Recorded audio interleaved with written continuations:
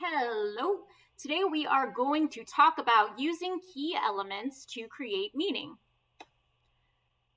So the key elements that we will discuss are central idea, theme, and types of irony.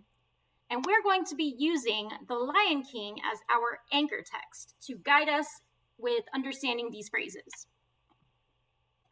First of all, central idea.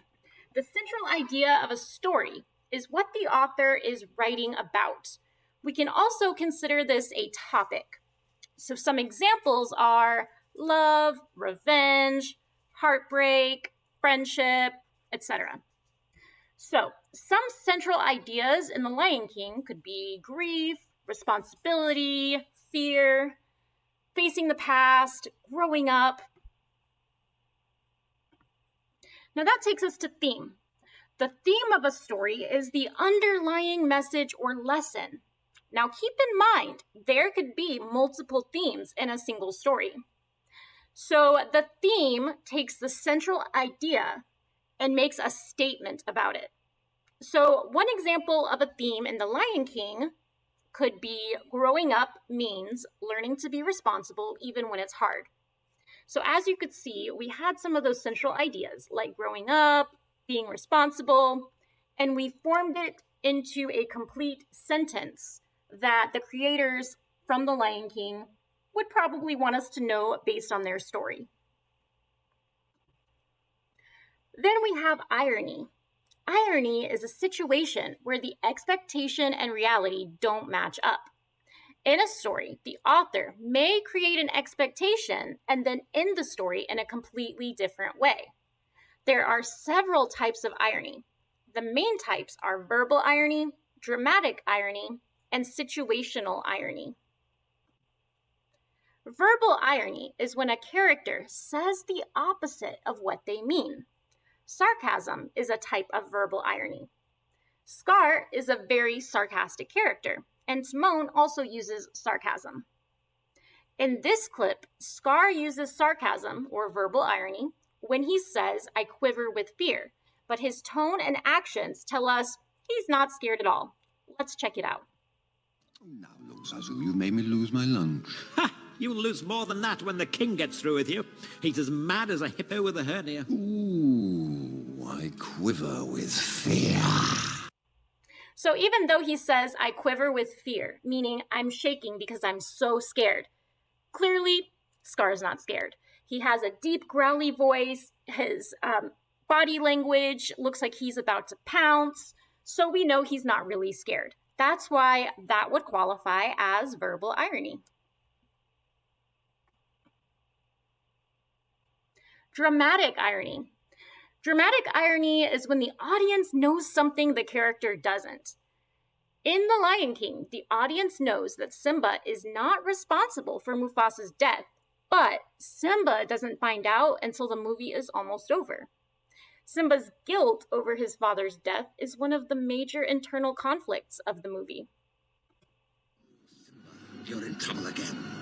But this time, Daddy isn't here to save you. And now everyone knows why. Simba!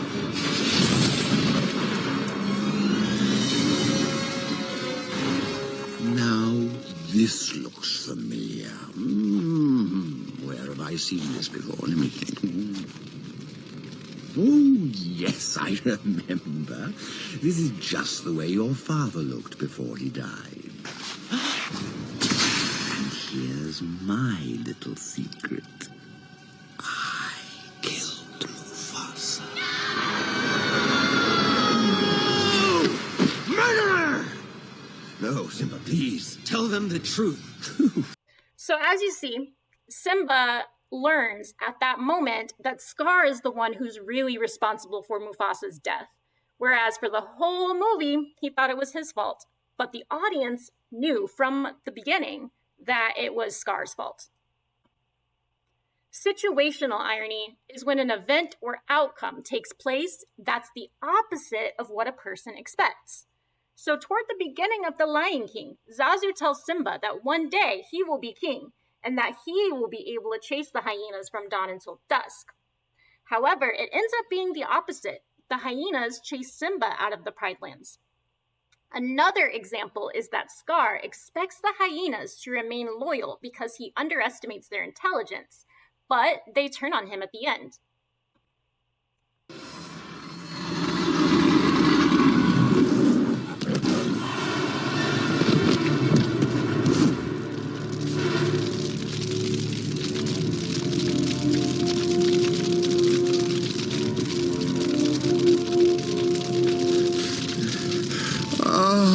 My friends. Friends? I thought he said we were the enemy. Yeah, that's what I heard. Ed?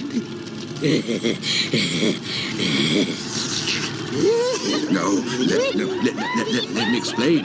No, you don't understand. No, I didn't mean... No.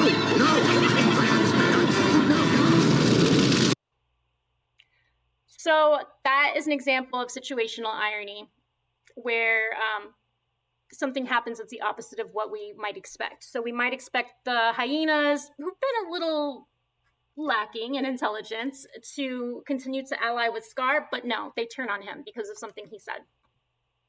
So those are some examples of the types of key concepts from this module. I hope that this was helpful for you in terms of understanding those concepts, and thank you as always for watching.